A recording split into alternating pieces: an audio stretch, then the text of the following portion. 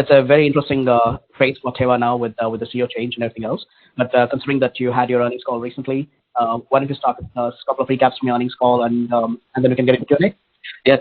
So yes, we're really excited to have Richard with us. I think over the last several years, the company really focused on how to be able to stabilize the optimization, to make sure that our capital allocation really focused on serving the debt and keeping our restructuring capabilities, taking a lot of cost out of the system. And with the coming new CEO, Richard Francis, and his well-experienced record, we see ourselves now positioned into growth. And what does it mean? It means that we initiated already in the last 2 months on ongoing strategic review. That strategic review going with several work streams and sprints that we go across the companies with dedicated teams that are going through any assets, any operations, any portfolio that we can think about on thinking about growth. What type of activities we want to focus on, what type of activities we want to stop to focus on, and everything is how we envision our working capital as well, our capital allocation in the future in order to drive growth. So I think that, coming from the earnings, one of the major element was our offering that we did in the last weeks. We actually offered $2 billion on SLB bonds. We upside that deal to $2.5 billion with the tendering of the same 2.5. We announced yesterday on the tendering finalization. Really happy with the fact that we have kind of a clear runway for the next 3 years with an average 1.6, 1.7 billion debt stake for 23, 24, 25 that enable us to secure liquidity, which means that's going to be paid from our organic free cash flow and really having us focusing on a strategy on growth. Thanks for that recap, Ali. As I said, I think the task for Teva is clearly cut out. So you have the growth mandate that Richard will be driving, and then you have the capital allocation thoughts and priorities, which you've been navigating very well over the last couple of months, especially. So maybe starting with Richard, and how should we think about his top priorities in the near term, and then the major focus items or priorities for the longer term, and what does a growth mandate for Richard translate into for Teva? Yes, I think if we're looking first of all on our existing portfolio, if you think about generics, yes, we have in the US generics, as all the rest of the players, we see some kind of stabilization in terms of the pricing, but we're also looking on the ex-US generics. If you think about it, more than 60% from our generics is ex-US. It's around $5 billion just ex-US. They're super stable, really predictable, growing nicely in terms of the margin. So this one we keep on focus. On the US generics, we'll be focusing more as we speak on complex generics, everything related to inhalers, patches, all type of injectables, and we truly believe that the value is there, although it's taking a lot of time, unfortunately, to get the right approval on time. But we demonstrated in the past with few assets that it's worth it. So we keep focusing on that. And I think that if you think about biosimilars, currently the focus is really to grow those capabilities. We have on our portfolio around 16 assets on biosimilars, 3 already in the market, 5 with a partnership with the Alvotech, and 8 kind of a homegrown. And an integrated R&D organization that really have the ability to do an innovative R&D on both biosimilars and generics, and having the knowledge as well on innovative. We think that we're really positioned well on how we're able to keep and putting a nice product in the market. So I think it is related to Richard, and I will talk about also on the innovative. I think it's related to Richard. This is having kind of a view on the existing capabilities, understanding where is the tail, where is really those elements that can enable and move the needle, looking onwards on our capital allocation strategy. And for us, in order to create a shareholder value, it's about either accretive on our earnings, which in some way will enable us to grow our price to earnings multiples, and either to create kind of a sustainable growth also to create kind of a more stabilized business for us. As far as related to innovative, as you know, we truly believe that Austedo is a great asset. And as we speak, we actually announced several weeks ago about Austedo XR, the once daily. It came with the 6, 12, and 24 milligram. And that's its additional treatment in terms of our products prospect that we can actually offer now to patients. As you all know, Austedo, we have like around 800,000 suffering in the US, only 15% of them diagnosed and only 5% on treatment. So it's really how you're able to, get the right treatment and dose it properly for the patients on the drug, keep focusing on compliance and adherence, and as well really looking on the growth. So we did with Austedo in average like year over year around 20%. We're looking on 1.2 billion. Part of the strategic review that we're doing now is all type of abilities to grow organically specific assets. But not only that one. If you're looking on our working capital, we're trying to understand what is actually less accretive, more accretive in terms of cash, and how we're actually able even to look on specific assets in the future and to ask ourselves if they're actually incremental into our growth, or they can actually, we can monetize and think about differently on certain assets in the company. So as we speak, we see ourselves coming before the second half of the year, somewhere, I believe, very close to our Q1 earnings, and to come and explain to the entire world our strategy, where we're focusing, and really to put kind of very clear equity story to make sure that people understand exactly where we're yielding, knowing that we'll keep focusing on optimizing, keep serving the debt on the level that we put ourselves at least for the next 3 years when we said that runway now with the latest refinancing, and make sure that both our bondholders, both our shareholders fully understanding how we're able to drive growth. Great. Thanks for that comprehensive overview, Ali. So let's start with maybe picking each one of these, the biosimilars business. So when we hosted the lunch with you and Richard and Sven a couple of weeks ago, he was speaking about his belief in the opportunity and that it's going to be a meaningful one. And it's also interesting for me when we think about 2020, where Teva literally had like what we knew was 2 assets which are already commercialized. You didn't seem to have a pipeline, and then the Alvotech partnership happened. All of a sudden, you're like looking into, you have an inside view into Humira, Stelara, potentially Keytruda, and all. So biosimilars, as we think about this, starting with this year, and then your own internal programs too.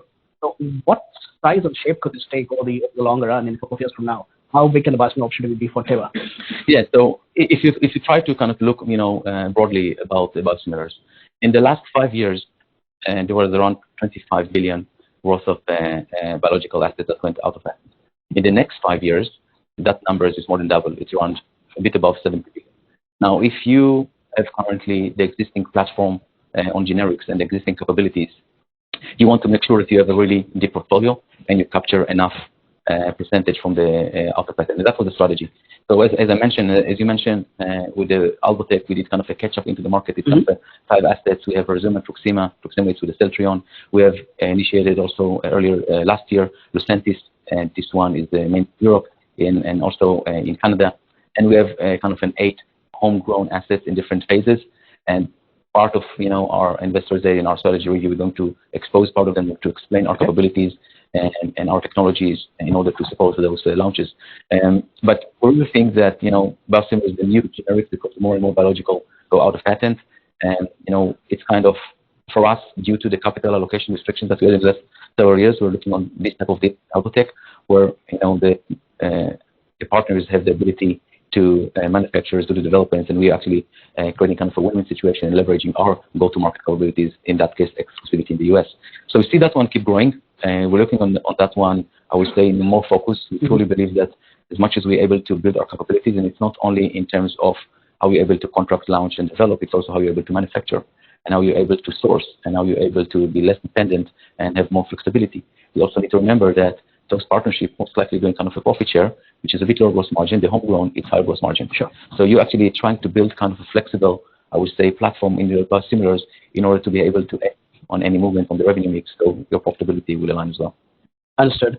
Maybe starting with biosimilar, I think that's going to be probably a critical point in terms of how market views your biosimilar capability coming next with Stelara potentially, and all. So I wish we had Alvotech here, and I wish the inspection had been over, but it's not. So the inspection is still ongoing. Alvotech's being also inspected for pre-approval inspection for biosimilar Stelara. So check time to come to the conference. But I know you're still an arm's length away from them. But I want to understand your level of confidence for an on-time launch in July, Humira, and your ability to supply. How should we think about it? Yes. So talking about the next 5 years, more than 70 billion for sure. It's like the majority of the assets. One of the big ones is Humira, as we all know. Amgen already launched, right, in January. Their product, and so to understand, it's low concentration, not interchangeable. Majority of the revenue of the Humira originator is like around 85% is really on high concentration. Our product profile is high concentration, citrate-free as well, and interchangeable. And we truly believe that it's super important to get Alvotech get the approval. And as we speak, the inspection started on March 6th. It's ongoing with the ultimate goal that the FDA committed to provide their response by April 13th. So we know the next few weeks. And what's really important to understand here is that the way that we see it, and also with that, there is another pre-play thing. It's end of June and another 2 early July, Lacoste, and later on the state, we have another 3. Really understand if our profile currently is uniquely positioned. And as launch with the innovator will be on the formulary, which means that's creating a competitive advantage for Biomira that we're going to launch in the US due to the interchangeability. And so, we're working constantly with the PBMs. We have the right strategy with them. They were also part of them able to understand, the entire manufacturing process that they have Alvotech. So really just about, waiting to the approval and our ability to execute. But we are really, line up with everything that we need. Understood. So there are two components. One is getting the inspection approval done. Another part is the formulary discussions which are going on. So can you throw some color on the second part and also help us understand? I mean, I think most investors still understand that the interchangeable concentration version is kind of what keeps you in the game, despite not having the inspection approval yet. But help us understand how the discussion is evolving and what is on the ground. Yeah. So first of all, also for the interchangeability, there is no PDUFA date, right? This one is also a condition to the reinspection, and it's very important to clear. But the way that we see it, it's we didn't really took in our guidance much. We really de-risked the launch for 23. We look at that one more kind of 4 or 5 years beyond 23, right? Because that's the way that we are positioning ourselves. So our discussions with the potential PPMs is super strategic discussion. It's not just for what we can do in the coming year. It's how we can position ourselves going forward. And we truly believe that the way that the market will see it will create kind of many pre-inflection points. First of all, as I mentioned, the Amgen, which is different profile that we have, so that with certain level of acceleration and generics. But if we will be able to get the approval on time, I think that will change the dynamics, and that will dictate, I think, a different, I would say, strategy to the rest to understand how they can position, mostly related to what you mentioned, formality and the formulary with the originator. So we're not thinking about it, kind of a 23 game. We're thinking about it 24 and beyond. And I cannot, provide more details about, how this one is progressed, but we are, really in the spot there. Fair enough. In the interest of time, just shifting towards the pipeline on the specialty side, I do want to get your thoughts around the UZEDY opportunity, and are we still on track for a potential action date in 1H23, and just help us understand the market share opportunity and what your goals are there. Yeah, so UZEDY it's risperidone. And if you think about this whole entire market landscape, this is about 1.6 million patients, currently only 13% treated with LAI, long-acting injectable. What we offer as part of UZEDY, it's a different profile. It's a more friendly patient profile, which means it's a sub-Q. It's having a small needle, a low volume. It's a ready-to-use pack with a pre-filled syringe. And that is something that we believe that's going to get a lot of attraction. The total LAI market currently is around $4 billion. So we believe that that's going to have kind of a certain penetration there. As you mentioned, we refiled it back in November. We plan to get the approval by the first half of this year. And the way that we're looking on that one, it's also that we started a phase 3 in olanzapine, and we plan also to have this one treated with LAI, and most likely somewhere early next year we're going to see some fixed results. Those books and creating a nice franchise, because if you think about it, it's really aligned with what we just said. And as we know, disorder movements with the TD is really kind of side effect for antipsychotic treatment on schizophrenia. So with that, you're creating kind of a franchise. And we truly believe that our capabilities in terms of innovation and how we're able, to bring innovative product into the market. You think about, launching Ajovy and Austedo, and, in the last several years where the company was struggling with erosion on debt, restructuring, overhang and litigation, but I think those two products were very successful in the market, though Ajovy was a bit, late in the stage.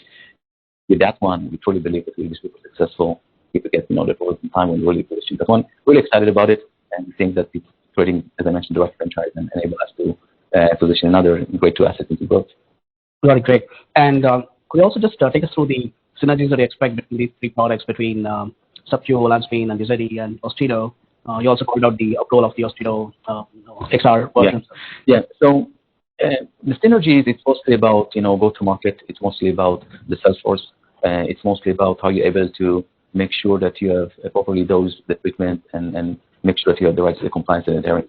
And we see ourselves looking on how much we can still more invest in those two areas in terms of sales force, in terms of capabilities and initiatives around the sales and marketing. As you mentioned, in terms of the once daily, so that was kind of another example on, our capabilities and how we're able to penetrate, and we're looking also further, to different doses, how we can actually be more impact there.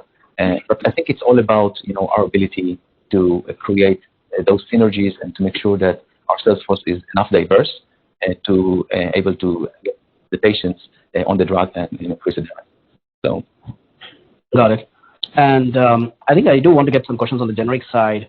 The ex-US component is probably well understood, a bit more hazy, but also well understood that it's still a growth segment. The US component, and now that you have Christine Bader, who is now the chairman of AM, taking on from Chirag, and he had been kind of leading the charge and pushing back against the PBMs. Christine seems to have the same viewpoint too. So do you kind of see this deadlock breaking on the generics market where the buy-side pressure is going to ease at some point? You called out stability. At any point in the next couple of years, could we see a more balanced structure here? I truly believe it's right, but for us, in terms of financials, it's really depend on how much we're able to launch in any given year, right? Sure. And if you think about the dynamics in the last, I would say, 2 years heading to this year, and we had less, I would say, launches in 21. 22 was really denominated with the Revlimid, and in 23 we're going to have more share in Revlimid. Of course, we cannot expose this one; it's under this. So you will see us selling more, and really excited about this one. We also announced something around that one as well 2 weeks ago about another 2 strengths. So I think it's really about, yes, there will be keep certain level of erosions, but our ability to launch on time, our ability to get, as it needs the right inspection. I also mentioned complex generics. That actually changed the needle in the coming 2 to 3 years. But this is on the financials. I think if you think about the economics about this one, we are focusing again currently to capture around 80% more or less from the out patent. As we speak now, we have more than 900 pending approvals. It's it's connected, right? And the ability for us to make sure that we're providing the right solution, the right penetration to the patients, not necessarily have the ability to always fight on the right pricing. Although if you first launch, you get some the right advantage.